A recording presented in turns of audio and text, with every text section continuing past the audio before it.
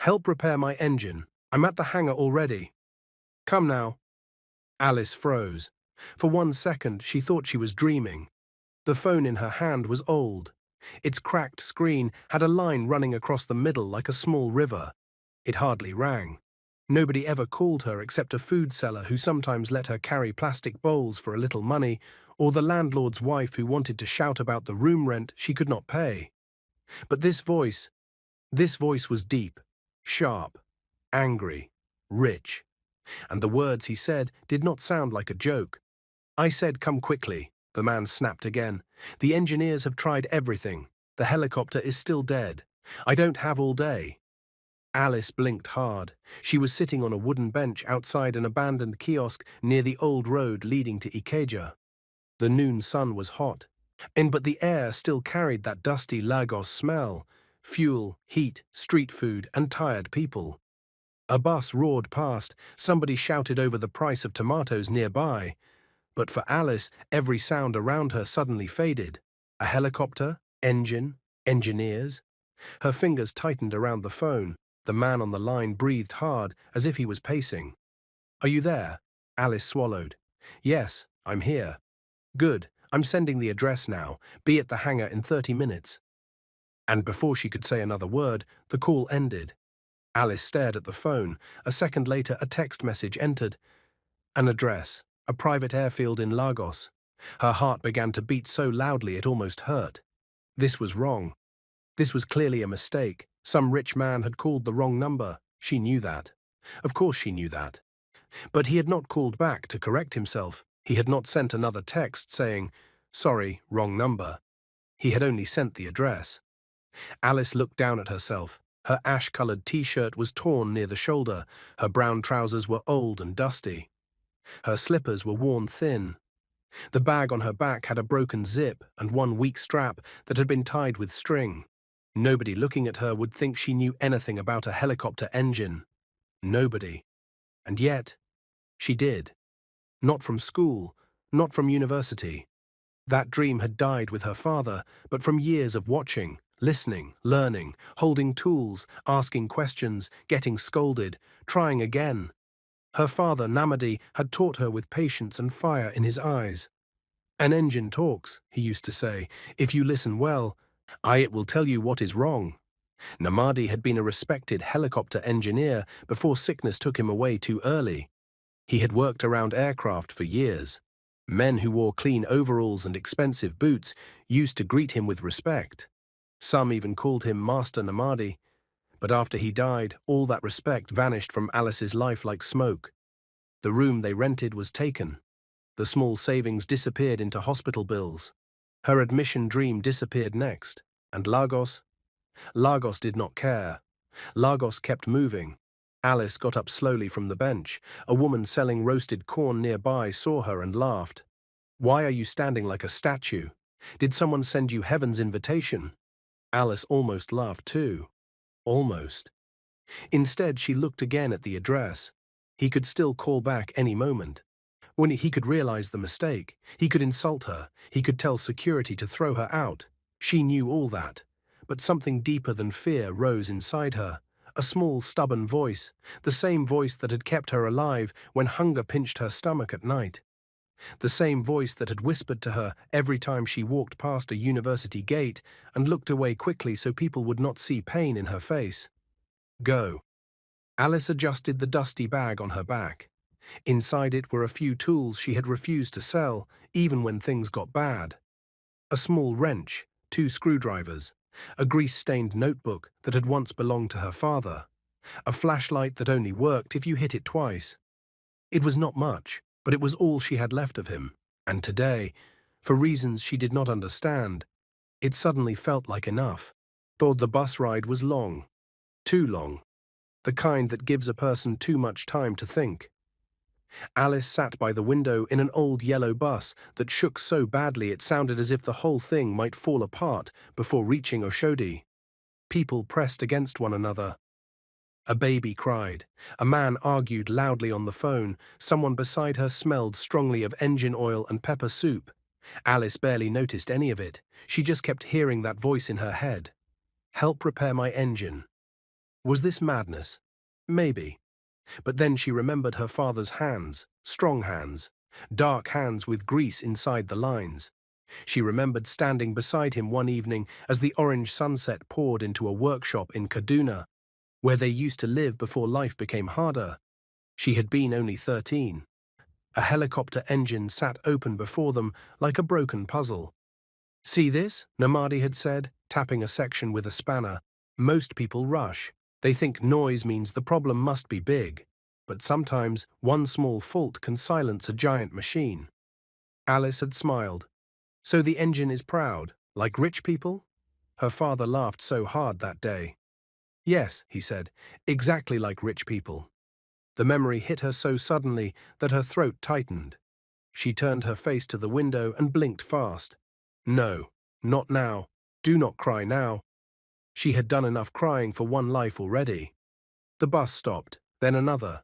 By the time she got down and took a keke to the private hangar road, the sun had shifted. The road became quieter, wider, cleaner. High fences replaced noisy shops. Security posts stood tall. Inexpensive cars moved in and out. Alice looked down at herself again. Dusty clothes, tired face, faded scarf. She looked like somebody who should not even be allowed near the gate. Still, she kept walking. At the final security checkpoint, one guard looked at her and frowned so hard his face seemed to fold. "Where are you going?" Alice lifted her chin a little, though her knees felt weak. "I was called." The guard laughed. "By who?" She showed him the text. His smile disappeared. He stared at the phone, then at her, then back at the phone. "This number sent you this?" "Yes."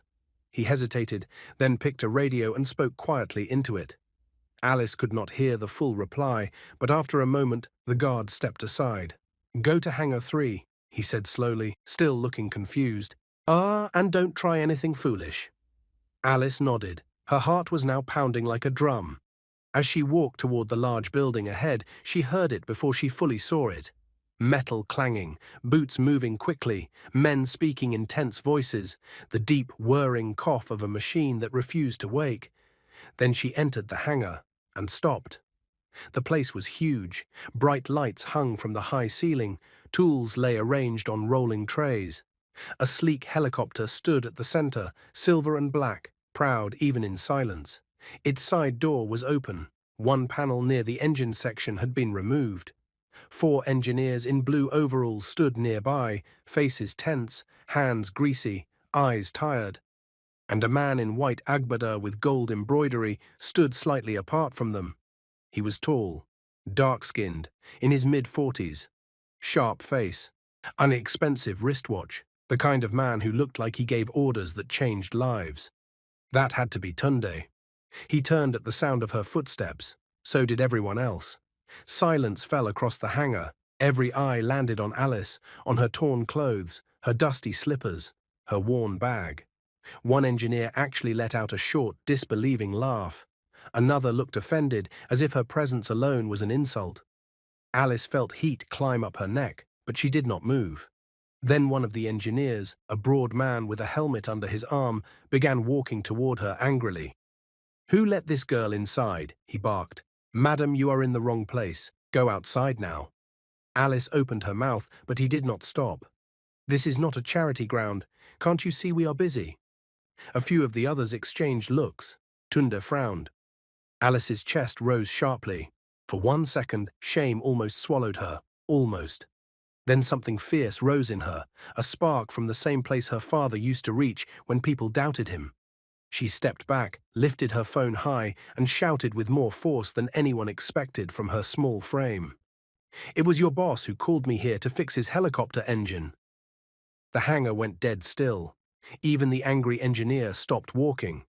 Tunde's eyes narrowed. He looked at Alice, then at the phone in her hand, then back at her again, and the expression on his face changed. Not to kindness, not yet, but to shock. Real shock. He took one slow step forward. "What did you just say?"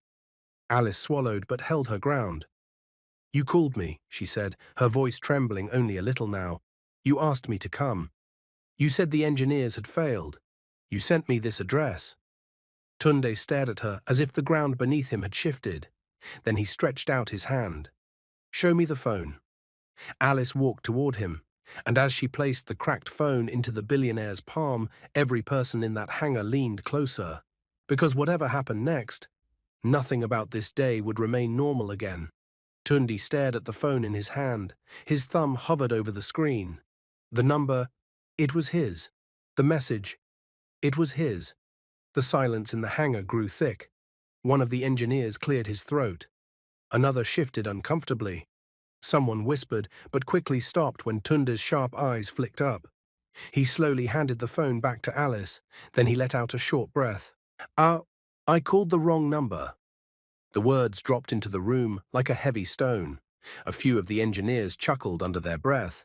One of them shook his head. "Sir, this is not funny." Tunda ignored him. His eyes stayed on Alice.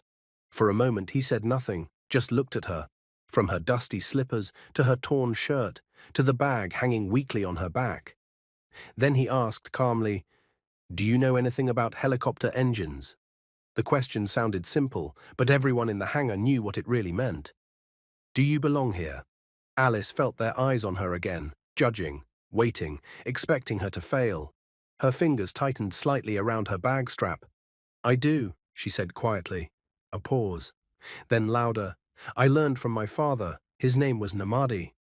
That name, it moved through the room like a quiet wind. And one of the older engineers suddenly looked up. "Namadi?" he repeated slowly. Another frowned. "You mean Engineer Namadi from Kaduna?" Alice nodded. A small shift happened in the room. Subtle, but real, respect did not arrive yet, but disbelief softened. Just a little. Tunda noticed it, his gaze sharpened. "You worked with him?" he asked. Alice nodded again. "Yes, for years." One of the engineers scoffed loudly. "With respect, sir," he said, stepping forward, "this is ridiculous. We've been working on that engine for hours. We've run full diagnostics. We've checked the turbine, the fuel system, the control unit, everything. And now we should allow—" He gestured toward Alice. "This girl to come and try?" The others murmured in agreement. Tunda did not respond immediately. He turned slowly, looked at the helicopter, and then back at his team, then back at Alice, and for a brief second, something flickered in his eyes. Not pity, not mockery, but curiosity. "You said you learned from Namadi," he said. "Yes. And you believe you can fix this?" Alice hesitated just for a second, because this was the moment where fear could take over, the moment where she could step back, apologize, and walk away before humiliation crushed her completely. But then, she heard her father's voice again. "An engine talks. If you listen well." She lifted her chin slightly. "I don't know yet," she said honestly, "but I can try." That answer surprised them. It wasn't proud, it wasn't fake confidence, it was real. And that made it even more uncomfortable. The same engineer who had shouted earlier shook his head again. "Sir, this is wasting time. We should continue with the diagnostics." "Stop." Tunde's voice cut through the air, firm, final. The engineer fell silent. Tunde stepped aside slightly and gestured toward the helicopter. "Give her space." The words landed hard. Nobody moved at first. Then slowly, reluctantly. The engineers stepped back. Alice felt her heart jump. This was real now. No turning back. She walked toward the helicopter. Each step felt heavy, not because of the distance, but because of the weight of everyone watching. She reached the open engine panel, paused, closed her eyes briefly, just 1 second. Then opened them again, and everything else disappeared. Her world became small, focused, quiet. She placed her bag down gently and pulled out her tools, old, worn, but familiar, like an extension of her hands. She leaned closer to the engine, looked, listened, not with her ears alone, but with something deeper. Her fingers moved carefully across the components. Light touches, slow checks. She didn't rush, didn't panic, didn't try to impress anyone, and that was the first thing that made the engineers uneasy. Because she wasn't guessing, she was studying. Minutes passed, no one spoke. Tunda folded his arms, watching closely. One of the engineers whispered, "She's wasting time." Another replied quietly, "No, look at her hands." Alice tilted her head slightly, her brows pulled together. Then she reached for her flashlight, tapped it twice. It flickered, then stayed on. She directed the light deeper into the engine, and suddenly she froze, just for a second. Then her lips parted slightly. Hmm, a soft sound. Almost nothing, but Tunde noticed. "What is it?" he asked. Alice didn't answer immediately. She adjusted her position, reached deeper inside, careful, precise. Then she spoke. "Who worked on this last?" The question came out calm, but sharp. One of the engineers stepped forward slightly. "I did." Alice nodded slowly, still focused. "You checked the fuel system?" "Yes." "The turbine?" "Yes." "The control unit?" "Yes, all of it." Alice paused, then she leaned back slightly, turned to face them, and for the first time since she arrived, there was something different in her eyes. Not fear, not hesitation, but quiet certainty. "You checked everything," she said slowly. The engineer nodded, almost proudly. "Yes." Alice tilted her head, and then said, "You checked everything, except the one thing that matters." The hangar went silent again. But this time, the silence was different, sharper, heavier. The engineer frowned deeply. "What are you talking about?" Alice didn't argue. She simply turned back to the engine, reached for her wrench, and began to loosen a small section near the inner coupling. The movement was so specific, so exact, that even the most skeptical engineer leaned forward slightly. "What is she doing?" someone whispered. Alice removed a small component, turned it in her hand, then held it up under the light. A tiny crack, almost invisible, but enough to stop everything. "This," she said quietly. The room held its breath. "It's not fully broken, that's why your diagnostics didn't catch it. But under pressure, it fails."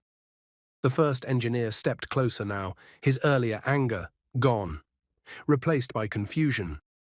"That's not possible." Alice didn't respond. She simply reached into her bag again, pulled out a small adjustment tool, carefully realigned the component, tightened it, checked it again, every movement steady, every action deliberate. Then she stepped back, wiped her hands lightly on her trousers, and looked at Tunde. "You can try it now." The words hung in the air. No one moved, no one spoke, because this moment could change everything.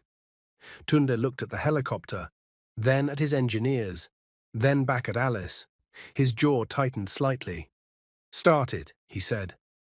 One of the engineers hesitated, then moved toward the cockpit, climbed in, turned the controls. The engine made a low sound. Weak, uncertain, then a stronger hum. The blades twitched, then began to spin. Slow at first, then faster, then smooth, steady, alive. The sound filled the hangar, powerful, perfect, the kind of sound that had refused to come all day. And for a moment, no one breathed. Then someone whispered, "Impossible." Another engineer stepped forward in disbelief. How did we miss that?" Tunde didn't speak. He was still looking at Alice. And this time, there was no confusion in his eyes, no doubt, only something new, something deeper, respect. But before he could say a word, a loud metallic crack suddenly echoed from inside the helicopter. The engine jerked violently, the blades slowed, and then everything stopped again. Dead. Silence crashed back into the hangar. And this time, it felt even worse than before. Alice's heart dropped, her eyes widened slightly, and every engineer turned toward her at once. Because whatever just happened, this was no longer just a mistake. This was something much bigger. The hangar went completely still. Not the quiet kind, the dangerous kind. The kind where everyone is thinking the same thing, but no one wants to say it first. The helicopter stood frozen again. Dead. The engineers slowly turned their heads toward Alice. Some of them looked confused, some looked angry. One looked almost relieved, like he had been waiting for this moment. Tunde didn't move. He just stood there, staring at the helicopter. Then slowly, he turned to Alice. "What just happened?" His voice was calm, too calm. Alice felt her chest tighten. For a brief second, doubt crept in. Did I miss something? Her fingers curled slightly, her mind raced. That sound, that sharp metallic crack. That was not from the part she fixed. No, that was something else, something deeper, something hidden. She took a slow breath, then said quietly, "Start it again." The nearest engineer snapped immediately. "Are you serious? We just heard that sound." "Start it again," Alice repeated. This time, her voice didn't shake. That alone made the room pause. Tunde raised his hand slightly. The engineer stopped talking. Then Tunde nodded once toward the cockpit. "Do it." The engine started again. Low hum, slow movement. Then the blades began to turn. But this time, Alice didn't look at the engine. She didn't look at the moving parts. She closed her eyes, just for a second, and listened. Not to the loud sound everyone could hear, but to the small sounds hiding underneath. Tiny vibrations, faint misalignments, the kind of things most people ignored. But her father had taught her differently. The real problem is always quieter than the noise you see. Her eyes opened suddenly. "There," she whispered, then louder, "Stop it!" The engineer quickly shut it down. Silence. Alice moved fast now, no hesitation, no fear. She climbed onto the platform beside the engine like she had done it 1,000 times before. Her movement surprised them. Even the engineers stepped back slightly, because she didn't look like a confused girl anymore. She looked like someone who belonged there. Her hands moved deeper into the system, past the part she had fixed. Further in. One engineer frowned. "She's going too far." Another whispered, "Wait." Alice reached a narrow section, tight, hidden, difficult to access. She paused, her fingers hovered over a small connection point. Then, she pressed it lightly. A tiny shift, almost nothing. But enough. Her eyes widened. "No way." "What is it?" Tunda asked, stepping closer now. Alice didn't look at him. She gently pulled the connection loose, and this time, everyone saw it. A thin line of burn marks, small, almost invisible, but deadly. "The secondary control wire," Alice said slowly. The engineers leaned closer. One of them spoke under his breath. "That line is not even part of the main diagnostic system." Alice nodded.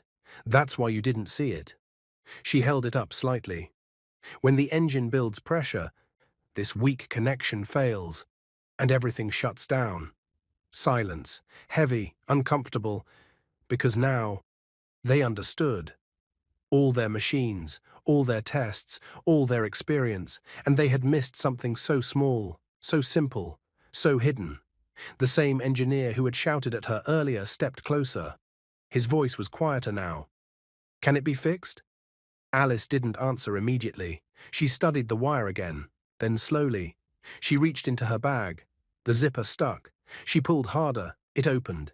Inside, among old tools and worn cloth, was something wrapped carefully in a small piece of fabric.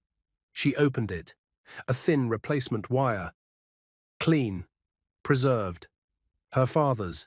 She held it for a second longer than necessary.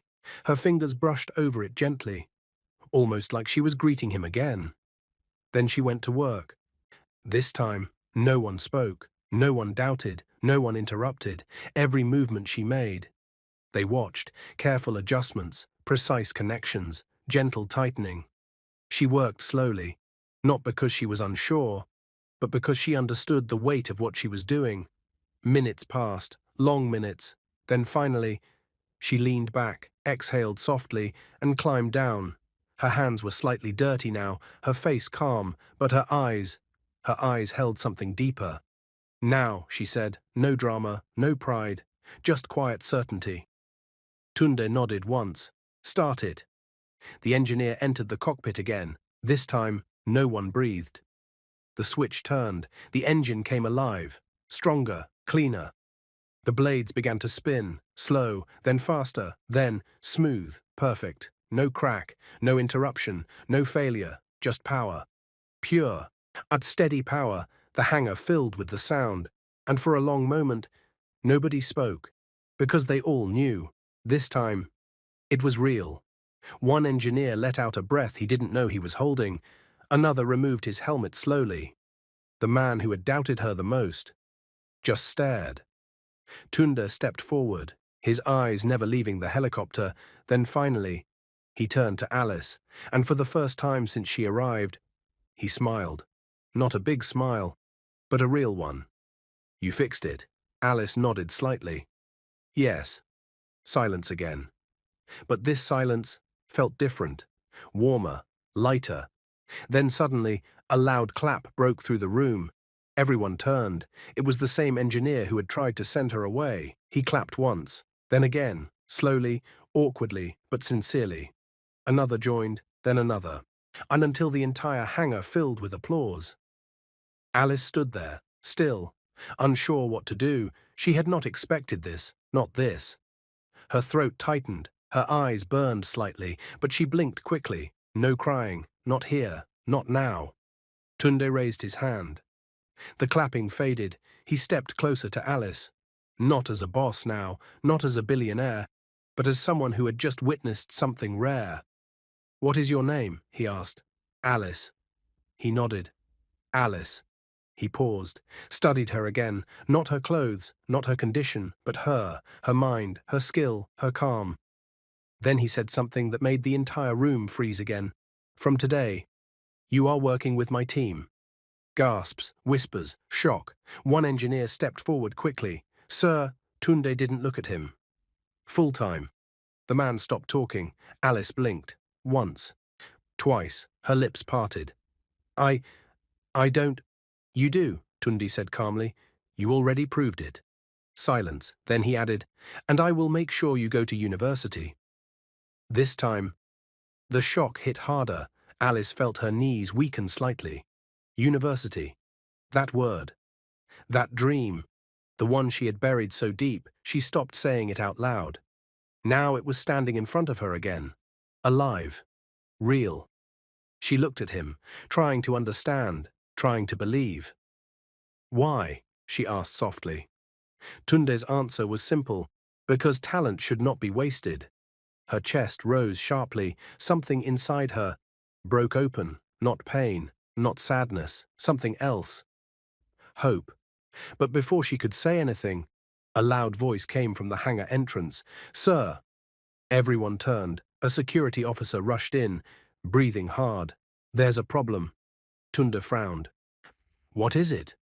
The officer hesitated, then said, "The helicopter. The one you were supposed to take this afternoon." Tunde's eyes narrowed. "What about it?" The officer swallowed. "The flight plan has been flagged." Silence, heavy, uncertain. Because something about the way he said it did not sound normal, and whatever was coming next was about to change everything again. "The flight plan has been flagged." The words hung in the air, heavy, unsettling. Tunde's expression changed immediately. Not fear, but alertness. The kind that comes from a man used to problems hiding behind simple words. "What do you mean flagged?" he asked. The security officer stepped closer, lowering his voice. "Sir, aviation control reported an inconsistency. They said the route clearance we filed earlier doesn't match the system logs." One of the engineers frowned. "That doesn't make sense. We submitted everything this morning." Another added, "Maybe it's just a system error." But the officer shook his head. "It's not just that, sir." The room went quiet again. "What else?" Tunde asked. The officer hesitated, then said slowly, "They advised that the helicopter should not fly until a full inspection is carried out again." A ripple of confusion spread through the hangar. One engineer scoffed, "We just fixed the engine." Another added, "And it's running perfectly now." Alice stood quietly, but something about the officer's tone didn't sit right with her. It wasn't just about paperwork. It felt deeper. Tunde turned toward the helicopter. His eyes narrowed slightly. Then he looked at Alice. "You fixed it. Is there anything else we should be worried about?" All eyes turned to her again. Alice hesitated, just for a moment, because technically, the engine was fine now. She had fixed both faults. Everything should work, but something small, was still scratching at the back of her mind. That metallic crack from earlier. The way the failure happened, the timing. It didn't feel natural. She looked at the helicopter again, then back at Tunde. I want to check one more thing. A few engineers exchanged looks. One muttered, "We've already checked everything." But this time, no one openly challenged her. Tunda nodded. "Go ahead." Alice walked back toward the helicopter, slower this time, more careful. She climbed onto the platform again. But instead of going straight to the engine, she moved around it, her eyes scanning, her fingers tracing along panels, edges, connections, looking for something that didn't belong. The hangar was silent again. Even the smallest movement sounded loud. She stopped near the rear section, paused, then leaned closer, her eyes narrowed. This wasn't here before. "What?" one engineer asked, stepping forward. Alice pointed, a small access panel, slightly loose, barely noticeable. But enough. One of the engineers frowned. "That panel is always sealed tight." Alice didn't respond. She opened it, slowly, carefully, and what she saw made her stomach drop. A thin device, small, hidden, attached near a sensitive control line. The room went cold. "What is that?" someone whispered. Alice didn't answer immediately. She reached in gently, disconnected it, pulled it out, held it up. It looked simple, but dangerous. Tunda stepped closer, his voice lower now. "Explain." Alice swallowed. "It's a disruptor." The engineers exchanged confused looks. She continued, "It interferes with the control signals. When the helicopter reaches a certain level, or pressure, it causes failure." Silence, heavy, deadly. One engineer's voice cracked slightly. "You're saying someone put this here?" Alice nodded. "Yes." Another whispered, "Why would anyone do that?" But everyone already knew the answer. Tunde's jaw tightened, slowly, dangerously, because this was no longer about a broken engine. This was something else, something planned, something intentional. "If we had flown," one of the engineers began. Alice finished the sentence quietly. The helicopter would have failed mid-air." The words hit like thunder. No one moved, no one spoke, because they all understood. This was not an accident. This was an attempt. Tunde turned away slowly, his hands clenched behind his back, his mind already racing. Who? Why? How did they get access? The security officer stepped forward again. "Sir, we need to lock down the hangar immediately." Tunde nodded once. "Do it." Guards moved quickly, doors closed, communication radios buzzed, but inside the hangar, the tension stayed thick. Tunde turned back to Alice, his eyes locked onto hers, and for the first time, there was something new in his gaze. Not just respect, not just curiosity, but something deeper, gratitude. "You didn't just fix my helicopter," he said quietly. "You saved my life." Alice's breath caught. She didn't know what to say, didn't know how to react, because she had come here expecting to be chased away, insulted, ignored. Instead, she had stepped into something much bigger than herself. And now, everything had changed. Hours later, the hangar was still under investigation. Security teams moved in and out. Engineers spoke in low voices. Phones rang non-stop. But in one quiet corner, Alice sat alone, her bag beside her, her hands resting in her lap. Everything felt unreal. The job offer, the university promise, the applause. And now, this. She looked down at her fingers, still slightly stained with oil. And for a moment, she smiled softly. "Daddy," she whispered, "I wish you could see this." Her eyes grew wet.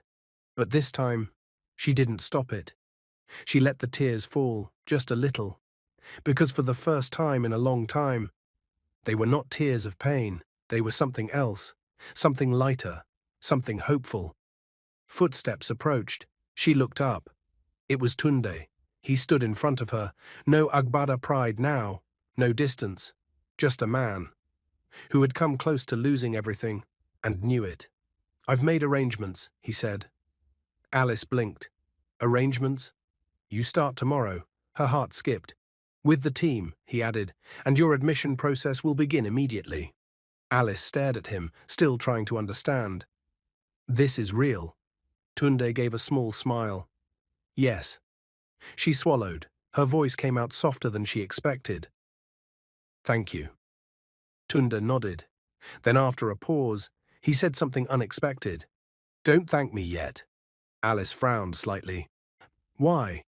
Tunde looked toward the helicopter, then back at her. Because from today, your life won't be simple anymore. A small chill ran through her, not fear, but awareness. That things were changing fast, too fast, and she was right, because across the hangar, one of the security officers rushed toward them again, this time even more urgent.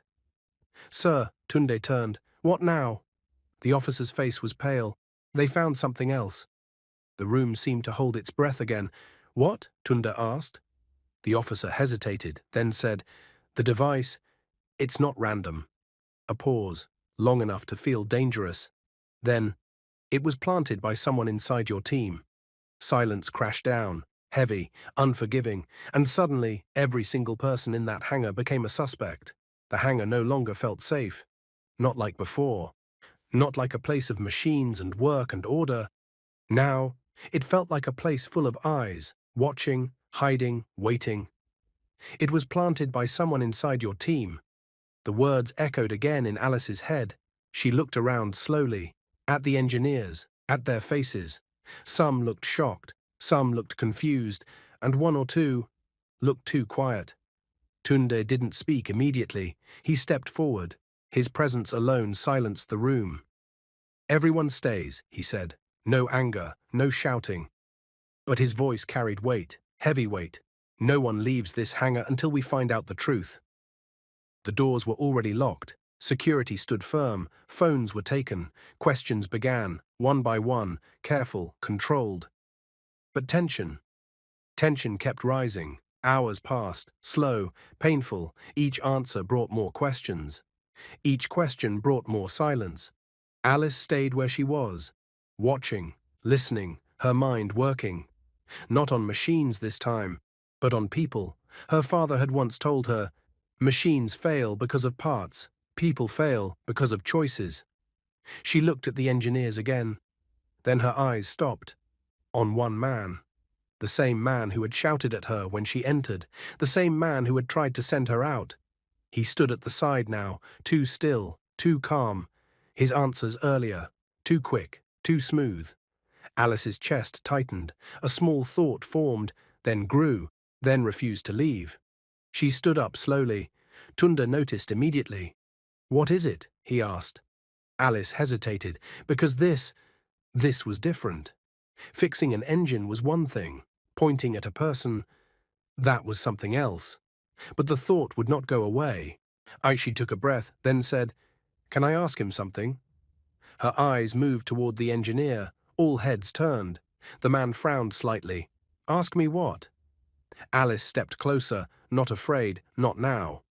When you checked the engine earlier, she began, did you open the rear panel? The man blinked. Just once. Too fast. No, that wasn't necessary. Alice nodded slowly. But you said you checked everything. I checked what mattered. Alice tilted her head, then asked quietly, So how did you know that panel didn't matter? If you never opened it? Silence, sharp, uncomfortable. The man's jaw tightened. That's standard procedure. Alice didn't move, didn't blink, just watched him. Then she said, That panel was slightly loose when I found it. A pause. And only someone who opened it recently would know it wasn't part of the main check. The room held its breath. The engineer's face changed. Slightly, but enough. Tunde saw it. His voice dropped. Answer her. The man swallowed. I didn't touch it. Alice's voice softened, but her words cut deeper. Then how did you miss the device inside? The question landed, hard, because now there was no easy answer. The man stepped back slightly, his calm, slipping. This is nonsense. Search him, Tunde said. Immediate, final. Security moved, fast. The man tried to resist, just a little, but it was enough to confirm everything. They searched his pockets, then his bag. And there it was. Another small device, identical. The room exploded, voices, shouts, shock. 'Cause how could you? Are you mad? The man's face broke, completely. It wasn't supposed to be like this, he shouted. Silence returned instantly, because now the truth was ready. Tundi stepped forward slowly, his eyes cold. "Explain." The man's shoulders dropped, defeated. I, I was paid," he said. A ripple moved through the room. "By who?" Tunda asked. The man shook his head. "I don't know, I swear. They contacted me, promised money, said it would look like a technical failure." Alice felt her stomach turn. "So you agreed? To kill people?" one engineer shouted. The man looked down. I, I didn't think it would go this far." But nobody believed him, because he had already gone too far. Security took him away. The hangar slowly returned to silence, but nothing felt the same anymore. That night, Alice sat outside the hangar. The sky above Lagos was dark, but not empty. Small stars peeked through, the kind you only notice when you are really looking. She wrapped her arms around herself. Everything had happened too fast. Morning. She was nobody. By evening, she had saved a helicopter, exposed a sabotage, and changed her life. Footsteps approached. She didn't need to turn. She knew it was Tunde. He stood beside her, quiet for a moment, then said, "You trusted your instincts." Alice nodded slowly. "My father taught me." Tunde smiled slightly. Then he raised a strong engineer. Alice looked up at the sky again, her voice soft. "I just didn't want anyone to die." Tunde didn't respond immediately. Then he said, "You saved more than you think." 4 years later, the crowd stood, clapping, proud.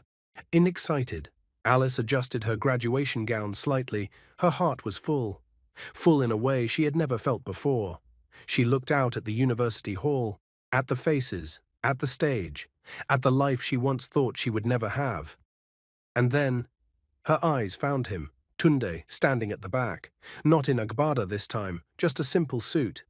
But still, powerful, still, proud. Their eyes met. He gave a small nod. Alice smiled, and in that moment she knew everything had changed because of one call, one mistake, one chance. Life moved forward, faster than she expected. Alice joined Tunde's company fully, not as a charity case, not as a favor, but as one of the best. She worked hard, learned more, pushed herself, and people began to notice. Her name spread. Across companies, across projects, across countries. Oji, best engineer, brilliant mind, unmatched skill, and eventually she became the head of the engineering team. Leading, building, creating, the same girl who once sat on a dusty bench, now stood in rooms filled with power. But life does not always stay kind. The day before her wedding, the call came, short, cold, final. The helicopter crashed. Alice dropped the phone. Her world stopped, just like that. Tunda, gone. No warning, no goodbye. She didn't cry immediately. She couldn't. It was like her body refused to understand. Then it hit, all at once, and she broke. The burial was heavy, crowded, painful. People spoke, praised him, mourned him. But Alice stood still, the point of every eye, because everyone knew she was more than just an employee. She was the one he changed, the one he believed in, the one he saved. And who saved him? She looked at the coffin, tears falling silently. "He was supposed to be there," she whispered. "At my wedding." Her voice broke. "He was supposed to walk me." She couldn't finish. She cancelled the wedding. She disappeared from work, from people, from everything. For 1 year, she lived in silence. Grief, memory, trying to understand how someone who gave her everything could leave so suddenly. Then one day, Anderson came, her quiet support, her steady love. The man who had waited, patiently, gently. He didn't rush her, didn't force her, just stayed. And slowly, Alice came back. On her wedding day, she stood again. But this time, her heart carried two emotions, joy and pain. She walked slowly, holding Anderson's hand. But when she reached the aisle, she paused. Just for a second. Her eyes lifted slightly, as if she was searching the sky, and she whispered softly, "I wish you were here." A tear slipped down, but she smiled, because she knew, in some way, he was. And in the end, It all started with one sentence. Help repair my engine. A mistake. That became a miracle. If you like this story, comment, share and subscribe to our channel for more interesting stories.